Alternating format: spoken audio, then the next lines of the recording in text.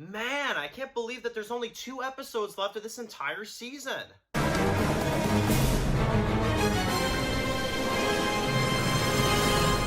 Well, I guess you could say this season is flying by. Hey guys, it's Dan, your host, your Dan's Reviews, and today I'm back for another video for The Road Rats. This one is going to be doing my review for the penultimate episode of Season 2 of The Road Rats. This is for Episode 7, titled The Non-Believers.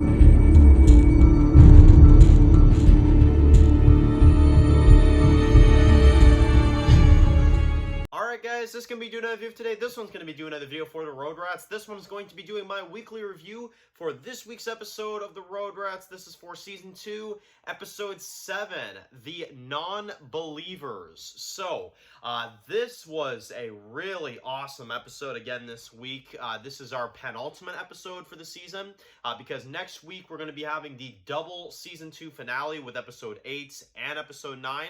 So, this is our kind of like penultimate lead-up type episode, which I thought did pretty well, honestly. It's a pretty darn good episode in a lot of areas. So let's get into it, let's talk about it, and we'll discuss it from the beginning to end. So we get started with the episode, and we're instantly in a flashback with Chang, which I thought was really cool as we kind of see him join alliances with, the dragons. We kind of see how he was introduced to that, and then, well, we kind of cut to him, in the current timeline. Now, in the current timeline, we have him. He's kind of almost testing Porkchop, kind of seeing, like, how he kind of does. And he makes Porkchop fight, like, several dragons to kind of see how he does, kind of see how he makes out, which I thought was really interesting. And he's kind of testing him out, testing out his skills and stuff like that. And we do get kind of some fighting back and forth with a few of the members. Now, one of the things that I will say kind of bothered me with this episode is, the fight was good with the guys, but I will say one of the things that was a little bit kind of just taking me out of the experience was the music. Music and entertainment I always find to be key, and I typically think that Matt usually, does well with music. I would say about 90% of the time. But this is one of those times I will say the music was a little... It almost felt like too video game-ish. Like, it felt like too, like...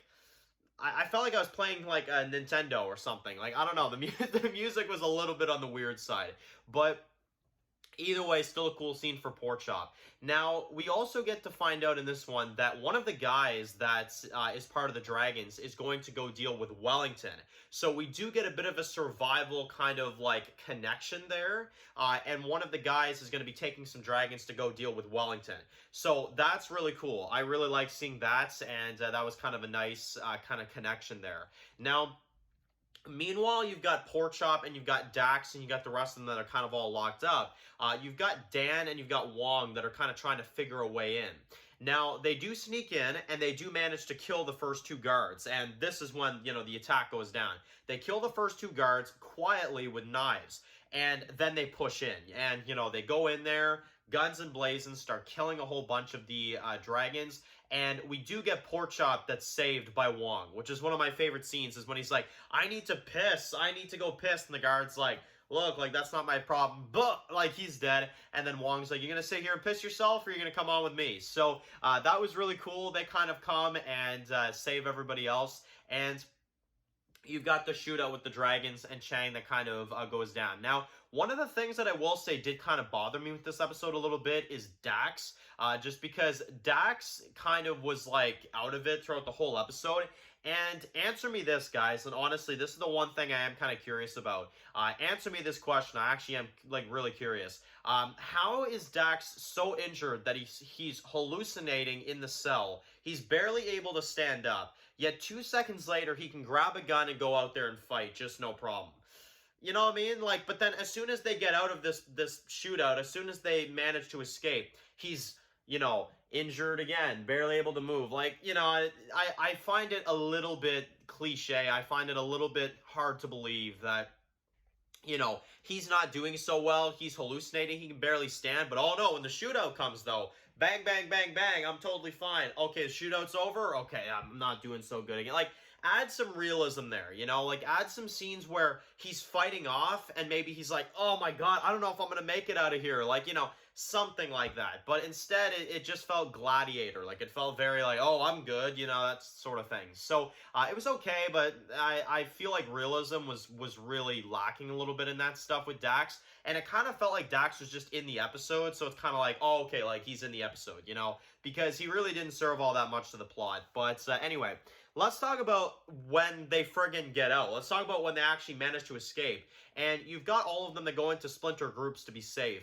And you've got Porkchop and Carly that go into their vehicle. And they get chased by the rest of the dragons that survive the battle. That was fantastic and easily the best scene of the episode. Music was on point. The chase scene was on point. Really intense, just kind of like, you know, chase scene all the way through. And I thought it was absolutely fantastic. And one of the things that I didn't expect to see throughout this, you know, kind of chase scene is that they actually manage to get away and then they get blocked off. Because they kill the first guys in the vehicle. They blow up their vehicle as he throws a grenade. But then they end up getting caught again and captured again. So that's really crazy. That is absolutely crazy. And it sounds like whatever, you know, they plan to do with them, Cypher is going to know about this. So that is the episode. That is episode 7. I thought it was a really fantastic episode. Like I said, I do have my small nitpicks, but still a really, really good episode overall. I'm going to go ahead and give it an 8.5 out of 10. I liked it. I thought it was a really good episode. And, very much so looking forward to this double finale, which we'll be reviewing next week, so definitely stay tuned for that. So anyway, thank you all so much for watching this video. Make sure to write your comments in the comment section below. And of course, guys, if you're new here, make sure to click the subscribe button so you don't miss any of my videos for the Road Rats. Make sure to follow me on Dan's The Walking Dead reviews on Instagram, guys, for future reviews for series like the Road Rats and more. Enjoy the rest of your day, guys, and peace out.